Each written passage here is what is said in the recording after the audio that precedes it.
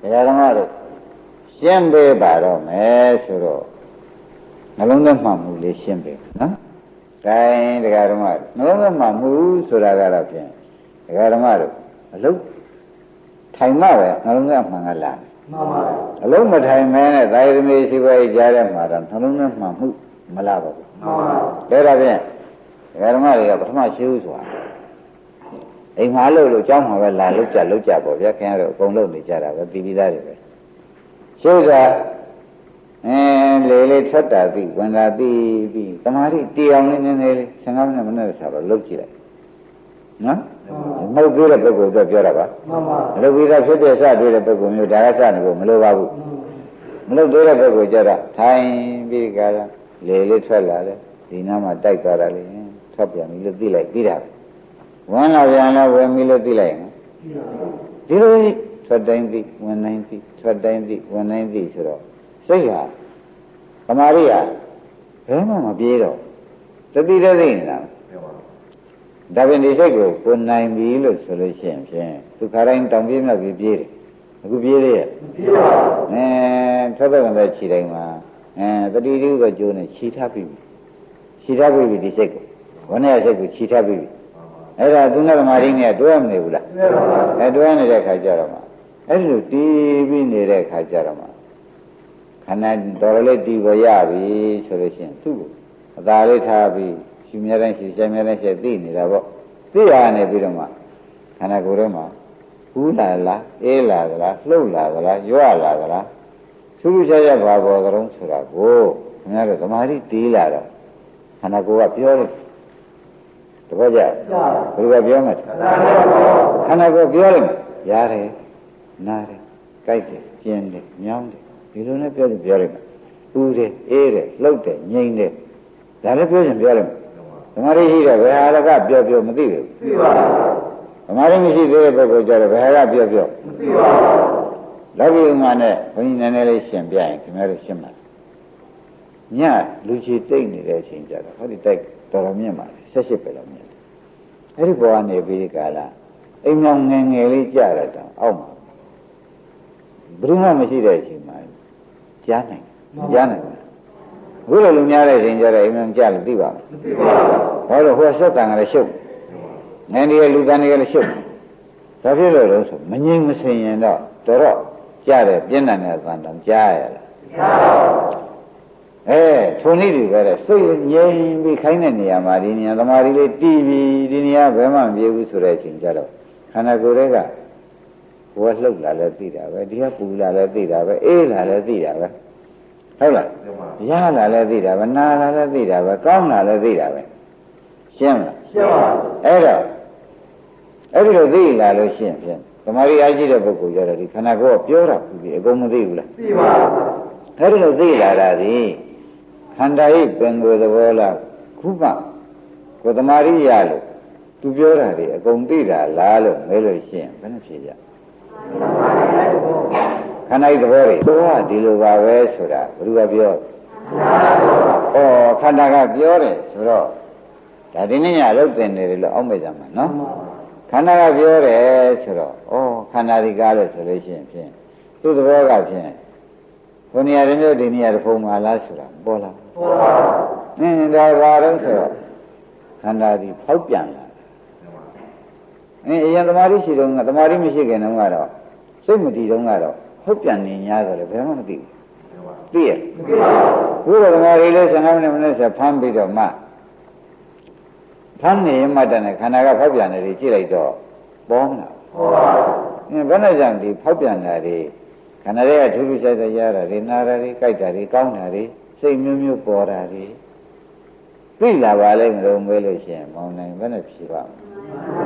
ဒါကြောင့်ဘုရားသမာဓိတော်ရထဗုဒ္ဓမဇ္ဇနာတိသမာဓိတုတ်တွေကိုနဲ့ရတယ်မဟုတ်ဘူးတန်ရုပ်တွေအင်္ဂုတ္တတို့မှာနော်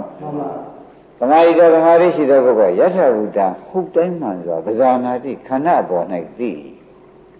ရှင်းသမာဓိအရှိတဲ့ပုဂ္ဂိုလ်ခန္ဓာပေါ်၌ဘာတွေသိလဲဟုတ်တိုင်းမှန်စွာသိတယ်ဆိုတော့ဘယ်လိုဟုတ်ပြီဘယ်လိုမှန်တာသိပါလိမ့်မလို့လို့မဲတဲ့အခါကျတော့ခန္ဓာကရတယ်လို့ပြောလို့ရှိရင်ကျဟောဝေဒနာခန္ဓာပဲလို့ပြောတာနာတယ်လို့ပြောလို့ဝေဒနာခန္ဓာလို့ပြောတာ ကောင်းတယ်လို့ပြောပြန်တော့ဝေဒနာခန္ဓာလို့ပြောတာပဲအလားစားလေးရှိတယ်လို့ပြောပြန်တော့ဒါဖြင့်ဘယ်သူကပြောတာခန္ဓာကပြောနေတာခန္ဓာထဲမှာဝေဒနာမျိုးမျိုးပေါ်နေပါလားကောမသိဘူးစိတ်တွေမျိုးမျိုးပေါ်နေတယ်ရုပ်တွေပူလိုက်အေးလိုက်လှုပ်လိုက်ငြိမ်လိုက်တွေရောဘယ်နဲ့ကြောင့်သိပါလဲမောင်ကြီးဒါပြန်ပါဠိတော်နဲ့ကြိုက်ပါသမာဓိတော့တည်ကြည်ပြီးသောပုဂ္ဂိုလ်ဟာယထာဘုဒ္ဓဟူတိုင်းမှန်ဆိုတာဗဇာနာတိခန္ဓာကပြောတာသိမသိသေးဘူးသိပါဘူးဒါအိမ်ရောက်စမ်းကြည့်ပါအိမ်ရောက်စမ်းကြည့်ကြပါဒကာဓမ္မတွေနော်စမ်းကြည့်တဲ့အခါကျတော့ခန္ဓာဒီလိုပြောနေပါလားဟိုကရာဒီကနာဟိုကကြိုက်တရားခိုက်ဟိုစိတ်ကလေးတွေသီးသန့်ပေါ်လာတယ်ဟိုရုပ်တွေပူလိုက်အေးလိုက်ဟိုတုံလိုက်လှုပ်လိုက်ငါပိန်လိုက်ဖောင်းလိုက်အမျိုးမျိုးဖုံပုံသူခန္ဓာကပြောနေပြောပဲပြောပါအဲ့ဒါဘယ်သူကပြောတာလဲဒကာဓမ္မခန္ဓာပြောတာဆိုတာသိကြပါလားသိကြပါခန္ဓာကပြောတာကသိကြတော့ဟိုဘုန်းကြီးတို့ဒကာဓမ္မတွေကဒီဥစ္စာခန္ဓာဆိုတာငါကတို့ဘုရားကဟောတာဖောက်ပြန်ပြည့်စည်တာကိုဟောတယ်မှန်ပါခန္ဓာဆိုတော့ဖောက်ပြန်ပြည့်စည်မှန်ပါခန္ဓာဆိုတာဖောက်ပြန်ပြည့်စည်အဲ့ဒါအခုအသစ်ပေါ်လာတာလေးဟာငါကပင်ကိုယ်သဘောစွန့်ပြီးပေါ်လာမှန်ပါဒါသူဖောက်ပြန်တယ်လို့မဆိုဘူးမှန်ပါအဲ့ဒီဖောက်ပြန်တာလေးပဲသမာဓိရှိတဲ့ပုဂ္ဂိုလ်ကြည့်လိုက်ကြတော့ဖောက်ပြန်တာလေးပျောက်ပါပျောက်ဘူးလားပျောက်ပါဒါဖြင့်ဖောက်ပြန်တာကပေါ်လာတာပြည့်စည်တာကပျောက်တယ်ဖောက်ပြန်တာကပြည့်စည်တာကပျောက်သွားတော့ဆက်လိုက်ပြက်လိုက်ပဲပြန်ရောက်မှန်ပါဘာပြန်ရောက်ဆက်လိုက်ပြက်လိုက်ပြန်ရောက်တော့ခန္ဓာကိုယ်ထဲမှာအဖြစ်နဲ့ပြက်တာရှိပါလားတွေ့ကြတယ်ဘူးလားတွေ့ပါဘူးဘာတွေတွေ့ခန္ဓာကိုယ်ရဲ့ဖြစ်မှုနဲ့ပြမှုပဲရှိဒါအိမ်ကြလိုက်ခြင်းဒကာဓမ္မကြီးလေး15မိနစ်လောက်ဖမ်းပြီးတော့ခန္ဓာစောင့်ကြည့်နေကြစောင့်ကြည့်နေတဲ့အခါကျတော့ခန္ဓာကဖောက်ပြန်တယ်ပြည့်စည်တာကိုသူပြောလိုက်ဝေဒနာလေးပေါ်လာရင်ဖောက်ပြန်တယ်ငကောမရှိပဲကိုဗျခုမှဖောက်ပြန်တယ်ဒုက္ခပေါ်လဲဖောက်ပြန်လာတာဒုက္ခလေးပြောက်သွားကြတော့ပြည့်စည်တာကြောက်တော့ပြည့်စည်တာကိုပေါ်ရပေါ်လာတော့ပေါ်လာတာဘယ်လိုသဘောအထဲမှာထူးခြားပေါ်လာမှန်ပါသဘောကျထူးခြားပေါ်လာတာကဘာလဲဖောက်ပြန်တာလေးပဲစိုက်ကြည့်လိုက်တော့ပြည့်စည်တာမြင်ရတော့ခန္ဓာကိုယ်ထဲမှာဖောက်ပြန်ပြည့်စည်တာရှိပါလားဘယ်လိုဆိုကြဖောက်ပြန်ပြည့်စည်တာရှိတယ်ဆိုတာရိပ်မိဟောဒီကြရမှာခန္ဓာထဲမှာဖောက်ပြန်တာနဲ့ပြည့်စည်တာပဲရှိတယ်အသက်ပေါ်လာတာကဖောက်ပြန်တာပေါ်လာတော့လေးပြောက်သွားတာကပြည့်စည်တာသဘောကျ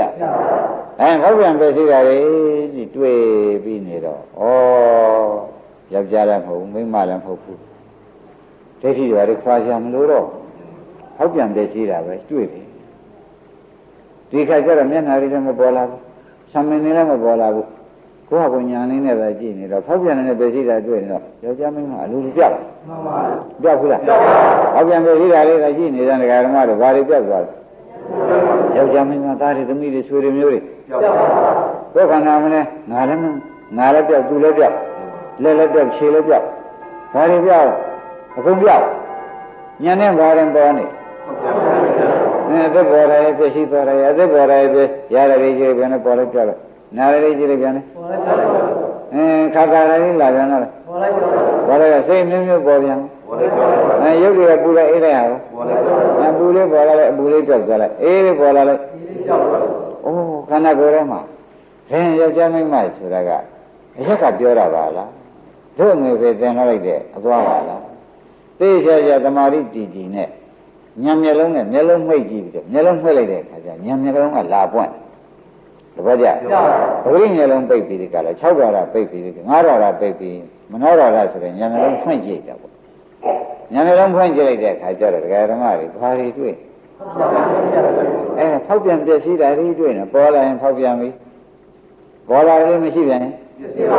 အဲ့ဒီလိုဒီဒကာဓမ္မတွေကငါလည်းမရှိဘူးသူလည်းမရှိဘူးသိချာညာနဲ့ကြည့်တော့ဘာတွေတွေ့ဖောက်ပြန်ပြည့်စည်တာပဲတွေ့ပြီးဒီကလာနေတော့ဝိပရိနာမလက္ခဏာဒုက္ခသစ္စာဒကာဓမ္မတွေဝိပရိနာမလက္ခဏာဒုက္ခသစ္စာဝိပရိနာမလက္ခဏာပင်ကိုယ်တော်ကိုစွန့်သွားခြင်းဒီဒုက္ခသစ္စာမြည်ဆိုသဖြင့်ဖောက်ပြန်တဲ့ပြည့်စည်တာပင်ကိုယ်တော်စွန့်တာဖောက်ပြန်လာတော့လေပင်ကိုယ်အနေတော်ကို စွန့်တာပဲပြည့်စည်သွားတာလေဒါဖြင့်ဖောက်ပြန်တာလေမတည့်သေးကပုတ်လာတယ်ဆိုတော့ဖောက်ပြန်သူအမှန်တော့စွန့်သဘောကျဒါရင်ဖောက်ပြန်တာလည်းပင်ကိုယ်သဘောစွန့်တာပဲပြည့်စည်တာတော့ခန္ဓာကိုယ်တော့မှရှိတော့ဖောက်ပြန်ပြည့်စည်တာကြီးတွေ့နေတော့ဩဖောက်ပြန်ပြည့်စည်တာဘာတွေပါလိမ့်မလို့ဆိုတော့ဒုက္ခသစ္စာကဒီပါလားလို့မှတ်လိုက်ဖောက်ပြန်ပြည့်စည်တာဘာတွေပါလိမ့်ထိုင်တတ်ကြလားထိုင်ပြီးတခါတော့သမာဓိဖန်ပြီး10မိနစ်15မိနစ်ဖန်နေပြီးခန္ဓာကပေါ်ရာကိုကြည့်လိုက်တဲ့အခါကျတော့ဘာတွေတွေ့မှာလဲပေါ်လာတာကဖောက်ပြန်တာပေါ်လာတယ်ပြောက်သွားတာကအဲ့ဒီကဲကိုတွေ့ပြီဆိုမှပဲရုပ်ကနာရင်ရွေးမနေနဲ့တာဒီကြတာရုပ်ကနာရင်ရွေးမနေပါနဲ့တော့တဲ့ဖောက်ပြန်ပြည့်စည်တဲ့သစ္စာနဲ့ရှုနေတော့ဖောက်ပြန်ပြည့်စည်တာပဲတွေ့တာပါမှန်ပါရှင်းဖောက်ပြန်ပြည့်စည်တာပဲတွေ့နေတော့ဩယောက်ျားတွေဖြုတ်ဖို့ကလိုသေးတယ်လိုပါဘူးဒါမိန်းမပဲတော့ပြုတ်ပါသူတွေကိုဘယ်တော့ပါလိမ့်လဲပြုတ်သဘောကျဘယ်ကလာပါလိမ့်မလို့မဟုတ်ဘူးပေါ်လာပြီးပြည့်တဲ့ဓမ္မတွေပဲအကြောင်းဒီတိုင်းသာရှိနေအကြောင်းဖြစ်အကျိုးဖြစ်တာပဲအကြောင်းပဲအကျိုးပြတ်တာပဲဆိုတာလေးတခါတပါသွားအဲ့တော့ဖောက်ပြန်ပြည့်စည်တာလေးကိုဒကာဓမ္မတွေစောင့်ကြည့်စေချင်တယ်နော်ဘာကြည့်ကြဖောက်ပြန်ပြည့်စည်တာလေးဓမ္မတွေရှင်းပြီးတီအောင်လုပ်ပြီးစောင့်ကြည့်စမ်းပါတဲ့စောင့်ကြည့်တော့ဖောက်ပြန်ပြည့်စည်တာဟာခြေတော့တွေ့မလားခြေတော့ပေါ်မှာဖောက်ပြန်ပြည့်စည်တာတွေ့မလားကိုတွေ့မလားဖောက်ပြန်ပြည့်စည်တာတွေ့မလားမျက်စိနားနာကောင်းတွေ့မလားဖောက်ပြန်ပြည့်စည်တာတွေ့ဖောက်ပြန်ပြည့်စည်တာတွေ့တော့ဒါတွေကဓမ္မ ानु ပဒနာသတိပဋ္ဌာန်တဲ့သစ္စာမြင်တဲ့ဓမ္မ ानु ပဒနာသတိပဋ္ဌာန်ရိပ်မိကြပါပါလိမ့်အဲ့ဒီကဲတော့ဓမ္မ ानु ပဒနာသတိပဋ္ဌာန်နဲ့ဒီတိုင်းခန္ဓာကိုယ်ကြီးစောင့်ကြည့်နေတော့ဖောက်ပြန်ပြည့်စည်တာကဒုက္ခသစ္စာမြင်တာကမဂ္ဂသစ္စာဖောက်ပြန်ပြည့်စည်တာကဒုက္ခသစ္စာမြင်တာကမဂ္ဂသစ္စာဖောက်ပြန်ပြည့်စည်တာကဒုက္ခသစ္စာမြင်တာကမဂ္ဂသစ္စာတရားဓမ္မတို့သံဃာမှာမက်မျက်လုံးနဲ့ကြည့်လိုက်မက်မျက်လုံးနဲ့ကြည့်လိုက်သဘောကျဘာမျက်လုံးနဲ့ကြည့်မက်မျက်လုံးနဲ့ကြည့်လိုက်တဲ့အခါကျတော့ဘာတွေတွေ့ပါလိမ့်ဒါပြန်ဘင်္ဂိုကလည်းခန္ဓာကိုယ်ကြီးကဖောက်ပြန်တာနဲ့ပြည့်စည်တာပဲရှိဥပရိနာမလက္ခဏာဒုက္ခသစ္စာကိုဖောက်ပြန်ပြည့်စည်တာရှိတယ်ကိုဖောက်ပြန်ပြည့်စည်တာတွေ့လို့ရှိရင်ဒီမျက်လုံးဟာနှလုံးသွင်းမှမလားမမှားသေးလားမေးကြည့်မှန်ပါပါနှလုံးသွင်းတဲ့သွားမှန်ပါယောနိကမနတိကာရနဲ့ပညာနဲ့တွဲသွားပြီမှန်ပါအဲ့ဒီကဲလို့တွဲသွားတဲ့အခါကျတော့ဖောက်ပြန်ပြည့်စည်တာကအစစ်ရှိပါလားလို့သိတော့ခန္ဓာကိုယ်ထဲမှာဖောက်ပြန်ပြည့်စည်တာကဘာသစ္စာဒုက္ခသစ္စာဖောက်ပြန်ပြည့်စည်လို့သိနေတဲ့သဘောလေးကအဲ့ဒီမှာဒီမမျက်လုံးကြီးနဲ့ဒကာဓမ္မတွေကြည့်ပြီးဒီကလာနေတော့ဖောက်ပြန်ပြည့်စည်တာကဒုက္ခသစ္စာကြည့်လို့မြင်တာလေးကမဂ္ဂသစ္စာလေးဖြစ်နေတော့နှလုံးသွင်းမှန်တော့လေဒုက္ခသစ္စာသွားတွေ့တာနောက်တော့ဒီဒုက္ခသစ္စာကြီးကဒကာဓမ္မတွေမြင်နေပဲမိမိခန္ဓာရဲ့လို့ပြောတာနေရတာပါလားဒုက္ခသစ္စာအဆိုင်ခဲကြီးပဲဒုက္ခသစ္စာတွေကြီးပဲအကုန်ရှိနေတာကိုဒါတွေမတွေ့ဘူးတွေ့တဲ့အခါကျလို့ရှိရင်ဒီအချိန်မှာပဲဒကာဓမ္မတွေစဉ်းစားကြည့်တော့ဖောက်ပြန်ပြည့်စည်တာလေးကိုမြင်မနေဘူးမြင်ပါမြင်နေတဲ့ကမြင်တာလေးကမက်ကလေးဖြစ်နေမြင်တာမက်မျက်လုံးလေးသမာဓိမျက်လုံးလေးသဘောကျတနည်းဝိဇ္ဇာမျက်လုံးလေးဆိုရင်ဟုတ်မှန်ပါအမှန်သိလာတာကိုဝိဇ္ဇာမျက်လုံးကဟုတ်တယ်နော်မှန်ပါသမာဓိမျက်လုံးကိုဟုတ်ပါဉာဏ်မျက်လုံးကိုဟုတ်ပါဝိဇ္ဇာလေးကိုဟုတ်ပါဒါဒီလိုအဲ့ဒါတွေကဘုရားဗရိယနဲ့သာဟောနေတာစဉ်းဉာဏ်မျက်လုံးတစ်လုံးလေးပဲနော်မှန်ပါအဲ့ဒီကတော့နှလုံးသားမှန်မှန်နဲ့ဒကာဓမ္မတွေကြည်ပြီးဒီကလာနေတော့ဟောပြန်ပဲရှိတာနဲ့ပဲမြင်ပြီးဒီပြင်ယောက်ျားမိန်းမတွေခွာဖို့လည်းမလိုတော့ဘူးလိုသေးလားရှိတာမှဘာတွေတွေ့အဲ့တော့ဟောပြန်ပဲရှိတာဒုက္ခသစ္စာတွေ့တဲ့ဉာဏ်လေးမဂ္ဂသစ္စာလေးရနေတော့ဆူတောင်းလို့ရရလားဒကာဓမ္မတို့နှလုံးသွင်းမှန်လို့ရတာအဲ့ဒါကြောင့်ဒါကြတော့ဆူမတောင်းနေတော့ဒကာဓမ္မတို့ဒီမျက်လုံးလေးရပြီတဲ့နိဗ္ဗာန်နောက်နိဗ္ဗာန်မြင်တဲ့မျက်လုံးရတော့အခုကဒုက္ခမြင်တဲ့မျက်လုံးရတယ်တပည့်ကြဒုက္ခမြင်တဲ့မျက်လုံးခန္ဓာကိုယ်မှာဒုက္ခသစ္စာပဲဆိုတော့မျက်လုံးကဖြင့်ရပြီတဲ့ကောင်းပြီဒီရတဲ့မျက်လုံးလေးရတယ်ငါကယောက်ျားမိန်းမထင်းနေတာဒုက္ခသစ္စာလို့ဘယ်တော့မှမအောင်မေဘူးမှန်ပါဘူးဒါတော့ဖြင့်ခြေဒုက္ခပြဒုက္ခတွေသင်ရှားပြီးဒီကလာနေတဲ့အတွက်ဒုက္ခမောဥပ္ပဇ္ဇမနာဥပ္ပဇ္ဇတိဒုက္ခနိဥ္ဇမနာနိဥ္ဇတိလို့ ဘုရားကဟောထားတော့ဒုက္ခဖြစ်ဒုက္ခပြတ်တာတွေမြင်တော့ဒုက္ခသစ္စာသာရှိတယ်ဆိုတာပေါ်မလားပေါ်ပါဘူးဒုက္ခတော့ပေါ်လာတဲ့ခါကျတော့ဖြစ်တဲ့ကဒုက္ခသစ္စာမြင်လာတွေကစောင့်ကြည့်တော့ဒီတိုင်းမြင်မရဘူးလားမြင်ပါဘူးဓမ္မရိယာပြီးကြည့်လိုက်တဲ့အခါကျတော့မြင်ပါဘူးသူတော်ဘာကြည့်နေရတာလားတဲ့ငါကမိမိထင်နေတာကြည့်ရတယ်မိမိလားဒုက္ခသစ္စာမိမိနဲ့ဒုက္ခသစ္စာကိုပြောတာဥပါလေဘယ်နဲ့လဲမိမိနဲ့ဒုက္ခသစ္စာမိမိကိုပဲလို့ထင်တဲ့ဥစ္စာဘယ်ဟောအောင်လို့မိမိကိုဖောက်ပြန်ပြည့်စည်တာတွေပြနေတော့မိမိကိုယ်မဟုတ်တော့ဘူးဘာဖြစ်နေဒုက္ခသစ္စာတက်ဖြစ်နေတယ်ဆိုတော့ပေါ်လားမိမိကိုယ်ဟုတ်သေးရဲ့ဒါပြန်မိမိကိုယ်မဟုတ်တဲ့ဒုက္ခသစ္စာတွေပဲဆိုတော့သိကြတယ်ဒီဖောက်ပြန်ပြည့်စည်နေတဲ့သဘောလေးတွေကလည်းပေါ်လဲပြောလဲနေပြန်တော့လေသူတို့ဘောပဲမိမိလိုဆန္ဒဒီထဲမှာတားလို့ရှိလို့မရတဲ့သဘောတွေပဲဆိုတာတွေကရောက်မလားရောက်ပါဘူးအဲဒီနဲ့အိဋ္ဌာတွေလည်းအတွန်းဝင်သွားပြီဒုက္ခတွေကိုပြောပါဘူးအနတ္တတွေကိုပြောပါဘူးဒီလိုမှတ်ကြပြီတော့ဟောက်ပြန်ပဲရှိတာတလုံးဟာဘာသစ္စာဒုက္ခသစ္စာအဲ့ဒီအနိစ္စဆိုတာလေဒီဒုက္ခသစ္စာတွေသွားဝင်တာပဲမှန်ပါဒုက္ခဆိုတာဒုက္ခသစ္စာအနတ္တဆိုတာဒုက္ခသစ္စာအဲ့ဒါယနေ့ညတရားဓမ္မတွေကိုသင်ပေးနေတာကခင်ဗျားတို့အနိစ္စဒုက္ခအနတ္တလုံးမနေနဲ့တော့နောက်ဆုံးပြီသစ္စာမြင်မှနိဗ္ဗာန်ဝင်တာဟောက်ပြန်ပဲရှိတာမြင်လို့ရှိရင်အနိစ္စဒီချက်ဝင်သွားပြီသစ္စာတော့ဝင်သွားပြီမှန်ပါဒုက္ခသစ္စာတဲ့မှန်ပါသဘောကျဒီရင်ရှင်သာရိပုတ္တရာကပြောထားတဲ့ဒကာဓမ္မတွေရှင်းရှင်းကြည့်လိုက်သိသားပဲဥပမာရှင်ကြီးကဘုန်းကြီးတို့ကျောင်းတစ်ဆင်းကနေပြီးဒီကလာဟိုဘက်ကြောင်ဆင်းသွားတယ်ဆိုတော့မောင်နေရှင်ခြေရာတွေတော့ထင်းမနေဘူးမှန်ပါနောက်တကခိုးတွေကဒီနောက်ကလိုက်သွားတဲ့အခါရှင်ခြေရာအုံမအောင်နင်းနိုင်တဲ့သရဝါနောက်ထပ်လာကြမြင်သေးရဲ့မှန်ပါရှင်ခြေရာတွေကဝင်ကြမှာရှင်ခြေရာတွေထောက်ပြီးဒီကလာတော့သူတို့လူကျင်တဲ့ခီးကိုအပြည့်တိုင်သွားကြမယ်မှန်ပါရှင်ခြေရာတွေပဲဝင်ကြမယ်ရှင်ခြေရာကိုထိတ်ကြီးတာကရှိသေးရဲ့မရှိပါဘူးထို့တူပဲဟောက်ပြန်ပြည့်စည်တာတခုမြင်လိုက်လို့ရှင်သူကရှင်ခြေရာပဲတဲ့အနိစ္စလည်းဒီထက်ထောက်ရတာပဲဒုက္ခရောအနတ္တအတုပဟောတယ်ဟောပြန်ပြည့်စည်တယ်တလုံးနဲ့တရားဓမ္မတွေကပိုင်နေကြည့်နေသမာဓိရရနဲ့ကြည့်နေဩဟောပြန်ပြည့်စည်နေတာဟောပြန်ပြည့်စည်နေတာပဲဆိုတော့ဟောပြန်တာကဖြစ်တာနော်အပြည့်စည်တာကဖြစ်တာဒီကိုယ်လုံးမှာဖြစ်ပြပဲရှိတယ်ဆိုတော့ပြန်ဝင်လာတာရင်းမိလားဒါကြောင့်ဘာနာတွေကဘာနာတခါတွေတိခါတွေကဟောဖြစ်ပြကွာတော့တခြားအောက်မဲ့မလို့ဘာနဲ့ဒုက္ခသစ္စာပါရင်းမိဖြစ်ပြဘာသစ္စာအဲဒီတော့ဖြစ်ပြရှုနေတာသစ္စာရှုနေတာလို့မှတ်လားဖြစ်ပြရှုနေတာသစ္စာရှုနေတာဒုက္ခသစ္စာရှုနေအဲဒီလိုရှုတော့အရှုခံရတာကဒုက္ခသစ္စာရှုဉာဏ်ကမဂ္ဂသစ္စာသွားဖြစ်သေးဘူးလားအဲဒါတရားဓမ္မတို့အခုရှုနေတဲ့သဘောလေးကိုခင်တဲ့စိတ်ကလေးမင်းတဲ့ဆွဲလန်းတဲ့စိတ်ကလေးဟုတ်လားအထုတ်ပြီးတဲ့ဒါမျိုးဖြစ်ပြရကြံလို့အထုတ်ဦးမယ်ဆိုတဲ့တဏှာဥပါဒံကံနေလာသေးမလားဖြစ်ပြကလေးရှုနေရတဲ့အတွက်ကာမဒုက္ခလိကနိရောဓဆိုတဲ့တဏှာဥပါဒံကံနေတဲ့ကာမဒုက္ခလိကကာမဂုဏ်ခံစားတဲ့တဏှာဥပါဒံတွေကိုလာသေးမလားတော့ဘူးနော်သဘောကျစိတ်ဆင်းရဲခြင်းကိုယ်ဆင်းရဲခြင်းဆိုတဲ့ဒုက္ခတွေကိုမလားတရားကဘာဖြစ်နေတယ်ဆိုတော့ဒါဖြင့်ဆင်းရဲတဲ့လမ်းလည်းမဟုတ်ဘူးကာမဂုဏ်ချမ်းသာတဲ့လမ်းလည်းမဟုတ်ဘူးဒါအလယ်လမ်းပါလားလို့မှတ်လိုက်တာစိတ်ဆင်းရဲကိုယ်ဆင်းရဲတဲ့လမ်းကဟုတ်ကဲ့လားစိတ်ပါရကိုယ်ပါရတဲ့လမ်းကိုစိတ်ပါရကိုယ်ပါရတဲ့လမ်းဆိုလို့ရှိရင်လည်းဒကာဓမ္မတွေကတဏှာကာမတုခဏိကနိရောဓလမ်းဖြစ်တော့တဏှာလမ်းဖြစ်နေဘုဘကလည်းဒေါသလမ်းဖြစ်တဏှာလမ်းဒေါသလမ်းအလယ်ကိုရောက်သွားဒါဖြင့်အလယ်လမ်းကိုရောက်ရင်းပြီဘုရားအလယ်လမ်းကဘုရားဖြစ်တယ်ဘူးသောတာပန်ကရာနေကော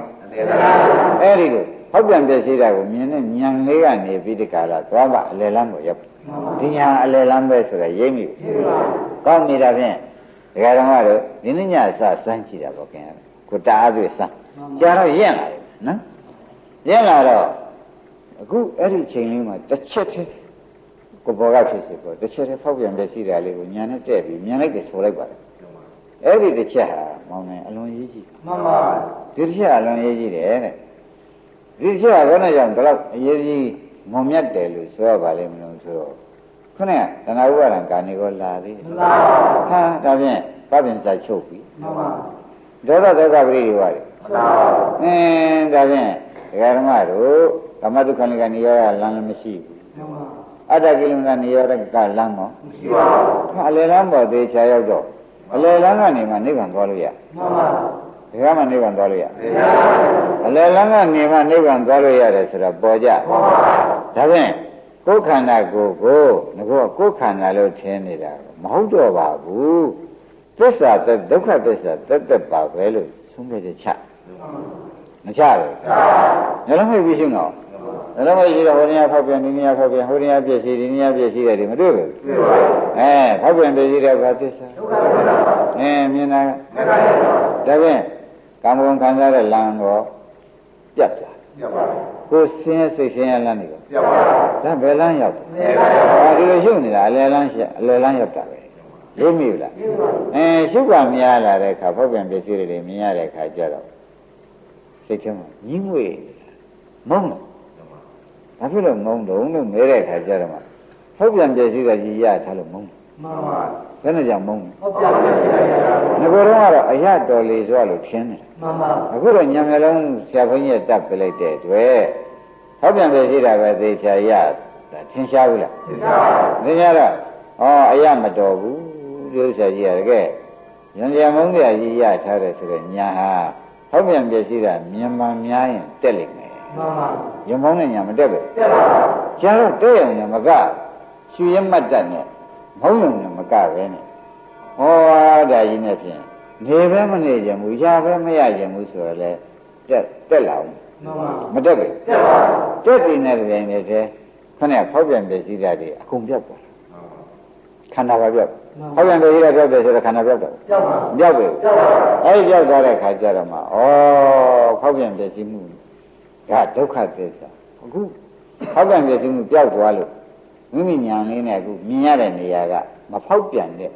နိရောဓသစ္စာတပည့်ကြမဖောက်ပြန်တဲ့အဲ့ဒီနိဗ္ဗာန်ကကုသိုလ်ခဏညာလေးက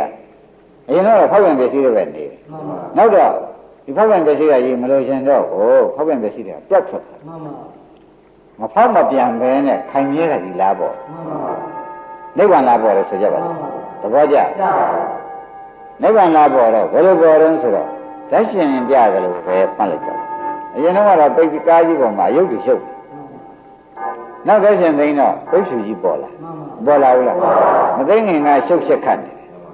သိလိုက်တဲ့အခါကျတော့ရှင်းတယ်ဒီမှာလည်းထိုနည်းတူပဲပထမတော့ကဓမ္မရင်းနဲ့ရှုနေတော့ကရှုပ်ချက်ခတ်တွေရှုနေရတယ်ဟောက်ပြန်မရှိတဲ့ရှုနေရနောက်တော့မလို့ခြင်းတော့ပါဘူးမရကြတော့ယုံပါတယ်မုန်းပါတယ်ဆိုတဲ့ညာနေတက်ပြီးမလို့ခြင်းဘူးဆိုတော့ခဏပိတ်ကားမြင်ရတယ်လို့တခါလည်းရှင်းထွက်ပါပါရိပ်မိဘူးလားဒါလို့တင်ပေးနေတယ်တော့ယနေ့မှတ်ပါရှင်းမလား